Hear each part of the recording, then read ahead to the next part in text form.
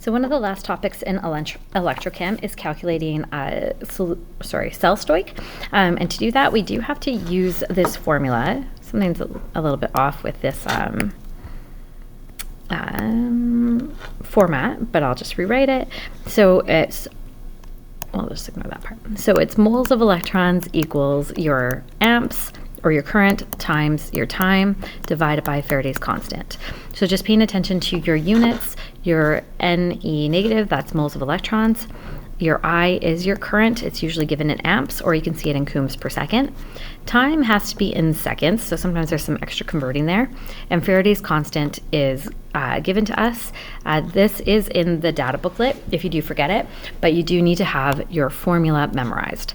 So if we take a look at our first equation, or example, we have, or we're asked to calculate the mass of aluminum that is produced by the electrolysis of molten aluminum chloride if a current of 500 milliamps passes between the half cells for 1.50 hours. So with this, cell stoich can be a bit easy. You do just need the half reaction for the metal that's being produced or used up.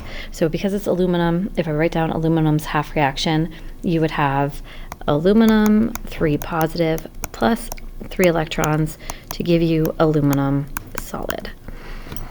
So what we're going to do first is figure out moles of electrons using the formula. So you will have the 500 milliamps, divide that by 1,000 to get to amps, so that will get your millis to cancel. Then you're going to multiply this by your 1.50 hours that we have to change into seconds. So there's 3,600 seconds in 1 hour, so that gets your hours to cancel, and then you're dividing this by Faraday's constant. So 9.65 times 10 to the power of 4, and then with the unit there. So we can plug this into our calculator, which I'll just do quickly here. And dividing that by Faraday's constant, we get our value in moles, so 0.0279, and we'll have moles of electrons. So just in all stoich, that is always your first step. Using your balanced chemical equation, the first thing you need to do is get to moles. So we're at moles of electrons, but we want the mass of aluminum. So now we can use the mole ratio to turn the moles of electrons into moles of aluminum. So let's multiply by 1 mole of aluminum over 3 moles of electrons. So that will cancel. And then lastly, because it is mass, you want to calculate the molar mass of aluminum and then multiply it by your moles so that you're left with grams. So that is 26.98.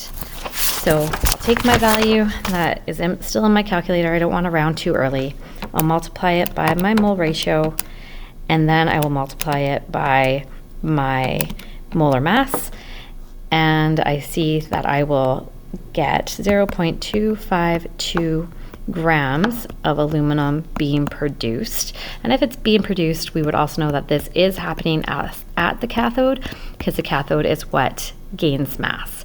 If you found this video helpful, please subscribe, and if you would like an example of any other type of content, please just leave me a comment. Thank you.